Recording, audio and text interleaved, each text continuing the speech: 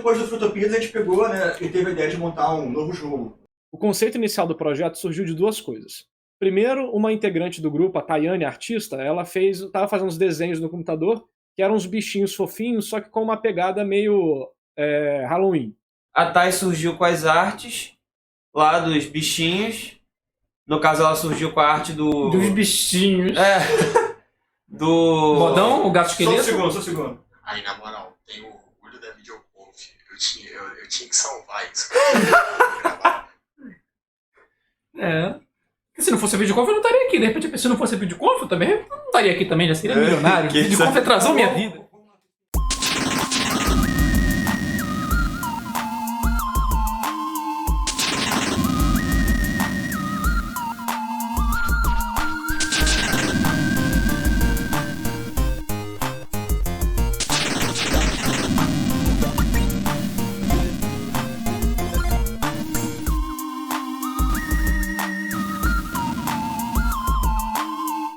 A gente olhou aquilo e falou, pô, isso é bacana.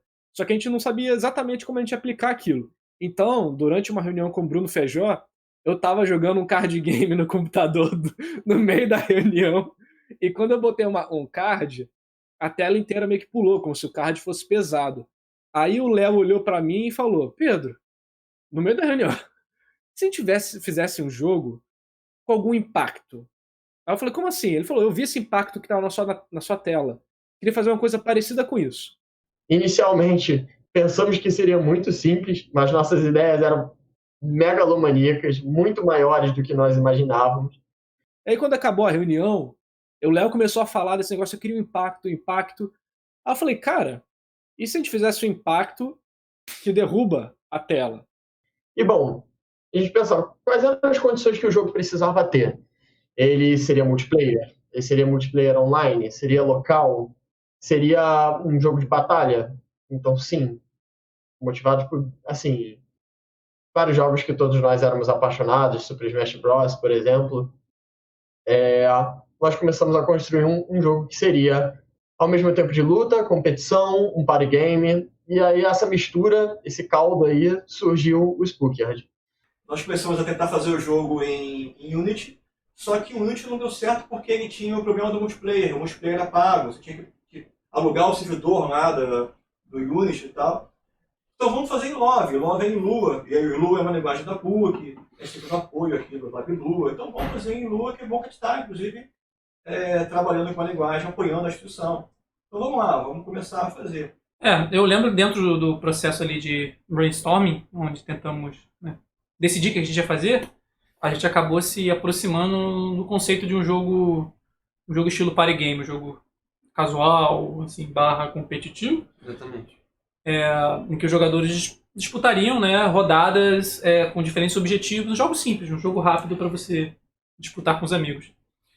De início, nossa ideia era fazer um jogo assim, que a arena ela viraria de ponta cabeça, que você teria perspectivas diferentes, ângulos diferentes do jogo. Então, que o foco não seria tanto os personagens em si, mas a fase. Ela traria sensações diferentes, traria desafios diferentes, em que personagens teriam adaptabilidades a esses campos, a esses desafios.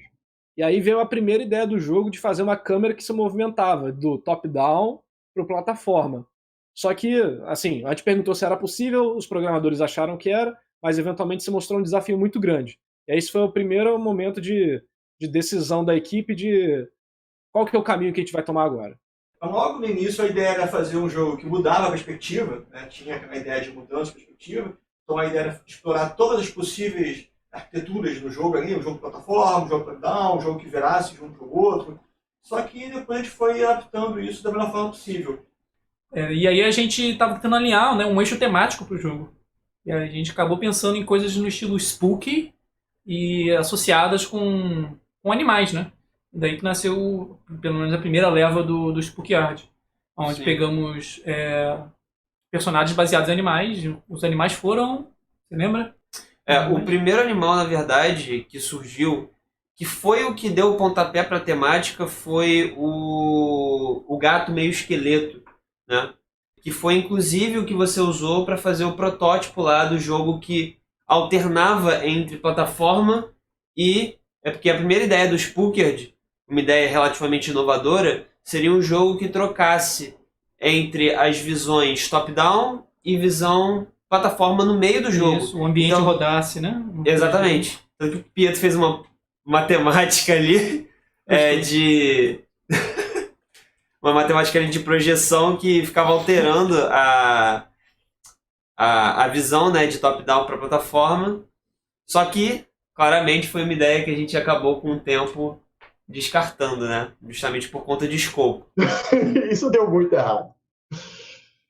De início era muito complexo de nós produzirmos diversas fases dentro dessa mesma mecânica. Ao mesmo tempo, produzir um único personagem já era complexo o suficiente para tanto balancearmos, quanto idealizarmos, quanto...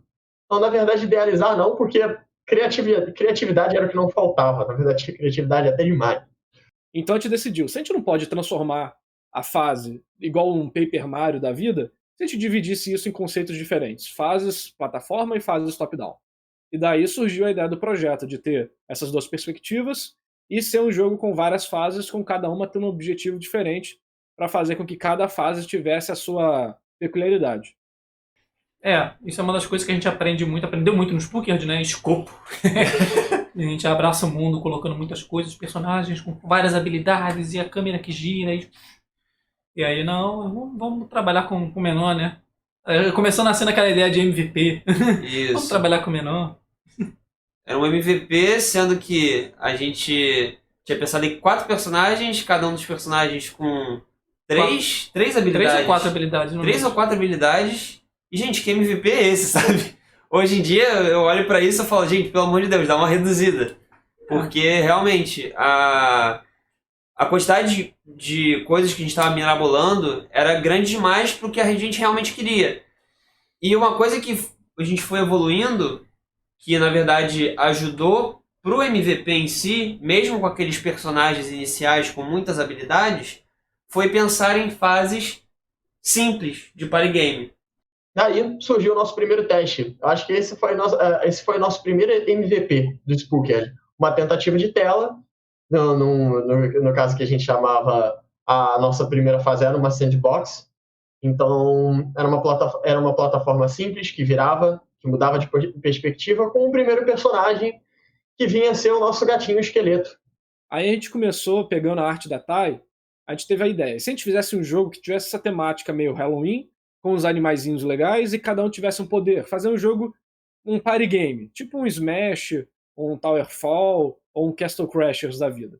A gente começou a pensar em como a gente podia fazer isso, usando essa parte de ter a perspectiva de duas maneiras diferentes.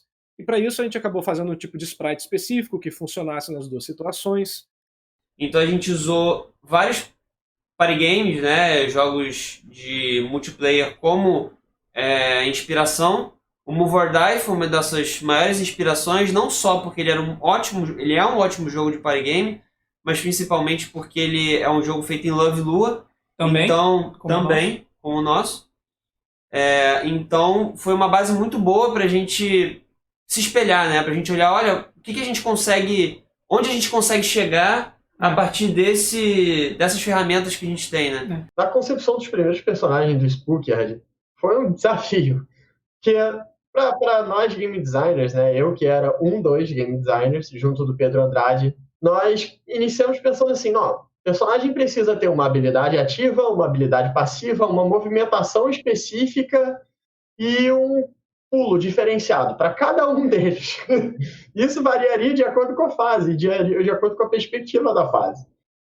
Essa ideia, novamente, megalomaníaca, não deu nada certo, e a gente foi reduzindo cada vez mais. Bom, a ideia era fazer 4 personagens de terror, e com o desafio de fazer um multiplayer em Lua. Só que Lua é tudo feito manualmente, você não tem uma engine por trás ali. Você tem que montar toda a parte de renderização. A gente já dá um framework que mostra na tela a imagem, mas tem que aprender a renderizar as camadas, né, a firma de renderização, a parte do multiplayer, foi todo um desafio de fazer isso na mão.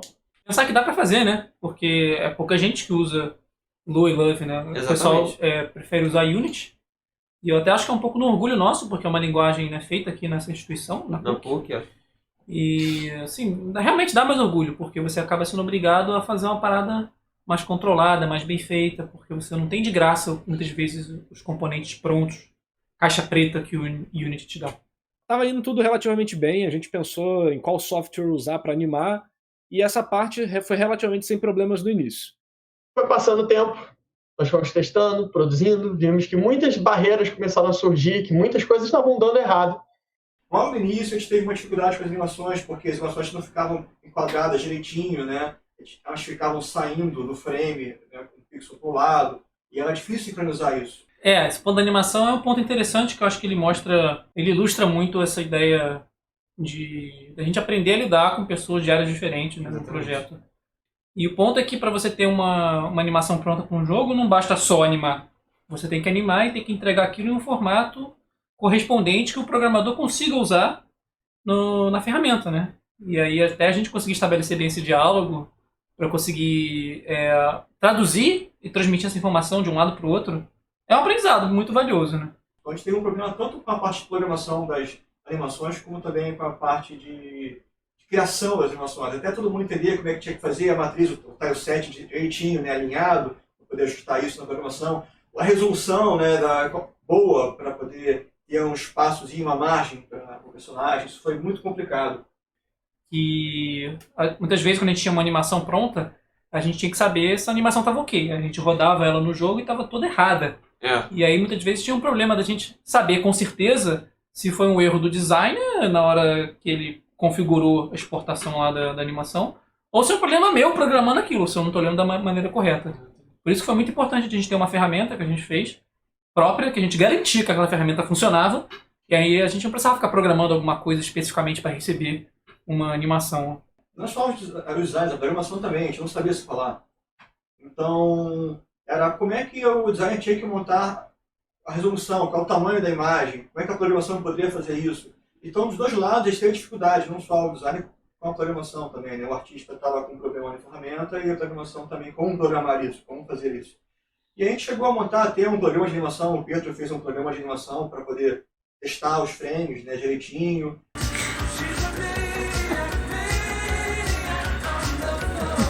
Aí a gente depois recorreu ao Splitter Pro, né, uma ferramenta para ajudar a animação, que ajudava bastante, teve um ganho muito grande de animação. E o Photoshop, né, com isso para poder montar, né, todos os seus sets. E a gente começou a mudar, a gente começou a reduzir cada vez mais esse escopo, enxugar cada vez mais o projeto, e a gente começou a valorizar muito mais o que seria, como é que eu posso dizer, a construção de um briefing, a construção de um escopo, a definição de que menos é mais, pelo menos no início, pelo menos quando você está construindo o seu primeiro projeto, tentando focar na primeira experiência do usuário, do jogador, daquele que estaria entrando em contato com a sua criação. E aí, passando isso, a gente estava começando a pensar nos personagens. Então, tinham 4 personagens iniciais, né? Era o gato... Esqueleto, o bode, o vampiro, o coelho fantasma, o unicórnio Frankenstein zumbi. Não era necessário você construir ideias complexas para que o jogo seja divertido. Às vezes, uma ideia muito simples pode se tornar um jogo assim, extremamente divertido para as pessoas. Então foi aí que a gente tomou como base. Personagens que antes tinham diversas habilidades diferentes, a gente percebeu que assim, ok, não dá para a animação fazer tudo isso, não dá para a arte conseguir produzir tudo isso a tempo, não dá para a programação conseguir fazer tudo isso funcionar da maneira que deveria funcionar. Então vamos reduzir cada vez mais. Então muitas vezes a gente voltou para a estaca zero, em que vamos reconstruir todo o personagem, vamos repensar nele inteiro. O nosso gatinho, que tinha milhares de habilidades, passou a ter só uma. Ele ataca de uma forma específica e ele se movimenta de uma forma específica. Acabou. É isso que ele faz. E ele foi a base de tudo. Daí que surgiram os próximos animais.